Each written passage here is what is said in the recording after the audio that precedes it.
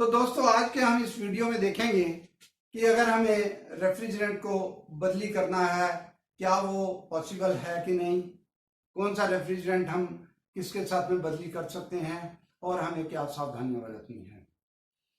हम अलग अलग तरह के रेफ्रिजरेंट जो है वो रेफ्रिजरेटर एयर कंडीशनर्स में इस्तेमाल करते हैं। हमारे पास जो रेफ्रिजरेंट है वो CFC R12 जो हम इस्तेमाल करते थे पहले, जो कि 2010 में फेज आउट हो गया, और उसकी जगह पे हम R134 से और हाइड्रोकार्बन ब्लेंड जो कि गोदरेज कंपनी ने शुरू किया था, जो दो गैसेस का मिक्सचर है, R600A और R290। अब अगर हम बात करें एयर कंडीशनर्स की, तो एयर कंडीशनर्स के अंदर हम जो रेफ्रिजरेंट इस्तेमाल करते हैं वो हम हाइड्रोफ्लोरोकार्बन इस्तेमाल करते हैं। रेफ्रिजरेटर के अंदर R134 से जो गैस है ये मिनरल ऑयल के साथ में कंपेटेबल नहीं है, इसलिए हम R12 वाले रेफ्रिजरेटर के अंदर R134 को इस्तेमाल नहीं कर सकते। अगर हम R12 का बॉइलिंग टेम्परेचर देखें तो ये -28.2 डिग्री सेल्सियस, और R134 का जो बॉइलिंग टेम्परेचर है वो -26.5 डिग्री सेल्सियस होता है। इसके लिए हमें थोड़ा इससे ज्यादा पावरफुल कंप्रेसर चाहिए होता है। मगर अभी अगर आप देखें तो ये जो हाइड्रोकार्बन ब्लेंड है वो एक ड्रॉप इन रेफ्रिजरेंट है। वो R12 को हम निकालकर दूसरा सीधा R600A और R290 का जो मिक्सचर है उसको हम चार्ज कर सकते हैं। अब ये हाइड्रोकार्बन ब्लेंड का अगर आप बॉइलिंग टेम्परेचर देखें तो ये -31.5 डिग्री सेल्सियस है, which is better than the ये R12 से ज्यादा अच्छा कूलिंग इफेक्ट देता है, क्योंकि ये रेफ्रिजरेंट जो है दो अलग अलग टेम्परेचर पर उबलने वाली गैसेस को मिलाकर बनाया गया है। R600A का अगर आप बॉइलिंग टेम्परेचर देखें तो ये -11.6 डिग्री सेल्सियस है, और R290 का -41.5 डिग्री सेल्सियस है। तो इसलिए हम इसको जियोट्रॉपिक ब्लेंड बोलते हैं, जो भी जिन गैसेस का अलग अलग बॉइलिंग टेम्परेचर होता है उनको मिलाया जाता है। तो इसको हमें हमेशा लिक्विड में चार्ज करना चाहिए, और अगर हम R12 को हम हाइड्रोकार्बन ब्लेंड के साथ में रिप्लेस कर रहे हैं, तो ये जो ब्लेंड है ये गोदरेज कंपनी का भी आता है और ये केयर 30 के नाम से भी आता था, अभी भी आता है। तो इसकी हमें चार्ज क्वांटिटी जो होती है 100 ग्राम के पीछे इसका हमें 40% चार्ज करना होता है। 40 ग्राम हमें जो है वो ब्लेंड डालना पड़ता है, और ये बाय वेट हम चार्ज करते हैं और इसको हम लिक्विड में चार्ज करते हैं। तो ये तो रेफ्रिजरेटर के लिए हम क्या गैस, अभी हम R134A को भी हम रिप्लेस कर सकते हैं हाइड्रोकार्बन ब्लेंड के साथ में। तो R134A के लिए अगर हमें रिप्लेस करना है हाइड्रोकार्बन ब्लेंड के साथ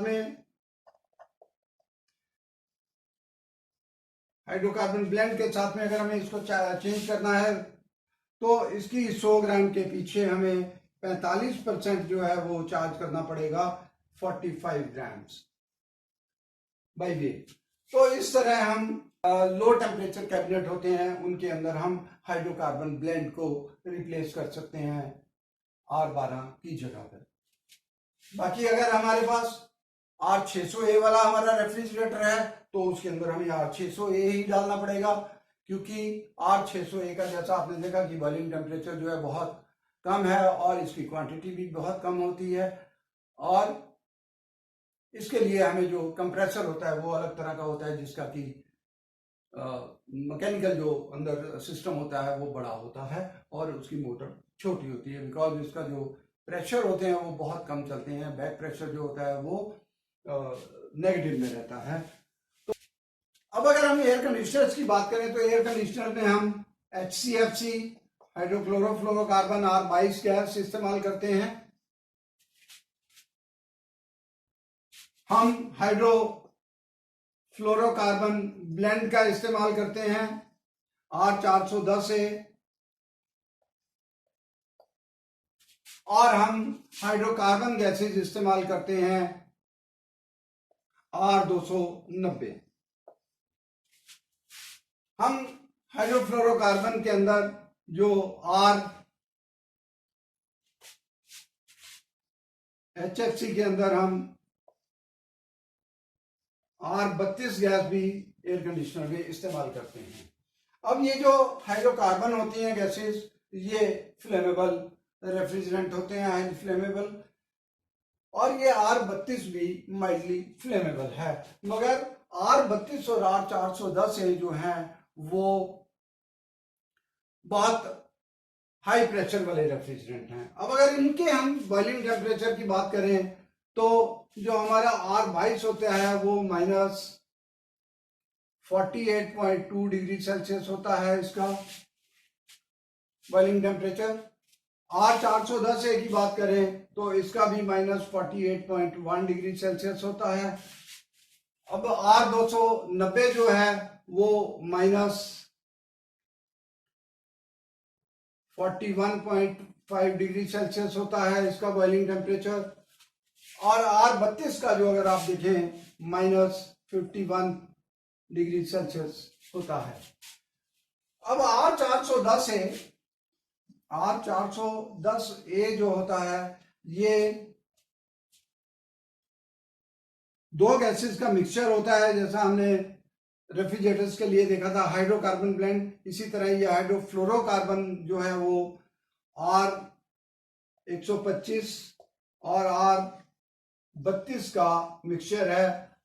तो R125 जो होता है इसका बॉइलिंग टेम्परेचर जो है वो -48 डिग्री सेल्सियस होता है, और R32 का -51 डिग्री।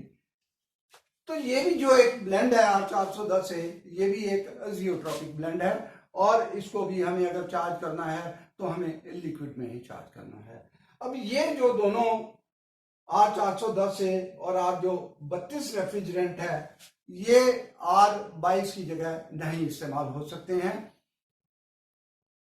एक तो इनका जो पॉलीएलिस्टर ऑयल इनके लिए चाहिए क्योंकि ये हाइड्रोफ्लोरोकार्बन रेफ्रिजरेंट हैं, और दूसरा इनके प्रेशर बहुत ज्यादा है। तो R22 को रिप्लेस करना है तो R22 की जगह हम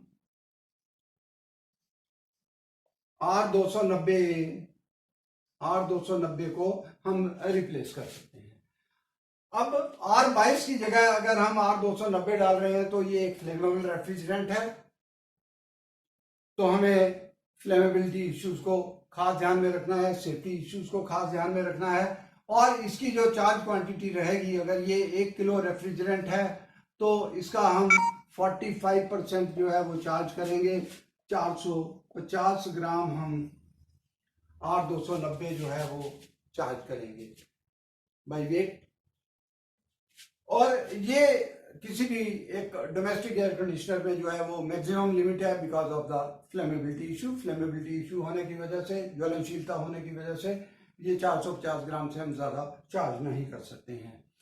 इस तरह हम R22 की जगह R290 गैस चार्ज कर सकते हैं, बट इसके लिए हमें प्रॉपर एक ट्रेनिंग लेना जरूरी है। ये ट्रेनिंग हम जो है वो HPMP ये जो प्रोग्राम चला हुआ है, GIZ भी इसका ट्रेनिंग कंडक्ट करता है, सेक्टर स्किल काउंसिल भी इसको ऑर्गेनाइज करती है। इसका आप पता लगाकर आप वो ट्रेनिंग लेकर ही ये काम करें।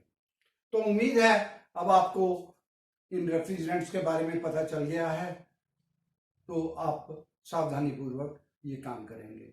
और एक बात ध्यान रखनी है हमको कि जब भी हम कोई रेफ्रिजरेंट बदली करते हैं तो उसका लेबल लगाना उसके ऊपर ना भूलें, ताकि जो भी बाद में काम करने वाला हो उसको ये मालूम हो कि इसके अंदर जो है ओरिजिनल रेफ्रिजरेंट वो चेंज हो गया है और उसके अंदर फ्लेमेबल रेफ्रिजरेंट डाला हुआ है, और उसकी सावधानी वो पूरी बरते ताकि कोई दुर्घटना ना हो।